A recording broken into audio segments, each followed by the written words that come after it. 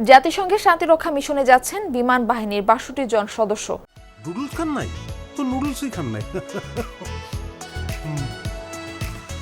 সকালে বিমান বাহিনীর সদর দপ্তরে কঙ্গোতে নিয়োজিত জাতিসংঘ শান্তিরক্ষা মিশনের কন্টিনজেন্ট বানাটু 15 এর সদস্যদের উদ্দেশ্যে দিক নির্দেশনামূলক ভাষণ দেন বিমান বাহিনীর প্রধান air chief marshal Hasan Mahmud খান।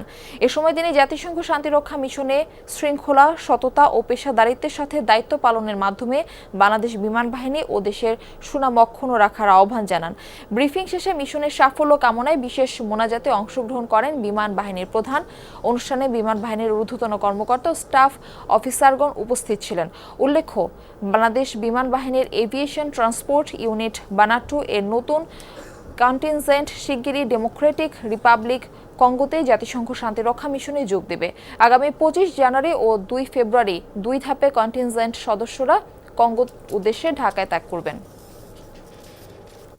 আমি দৃঢ়ভাবে বিশ্বাস করি পারস্পরিক সহযোগিতা, নিষ্ঠা, শৃঙ্খলা খুব ইম্পর্টেন্ট এবং সামরিক কমান্ড কন্ট্রোলের সর্বোচ্চ চর্চার মাধ্যমে আপনাদের পূর্বসূরীদের সুনাম আপনারা সমুন্নত রাখবেন।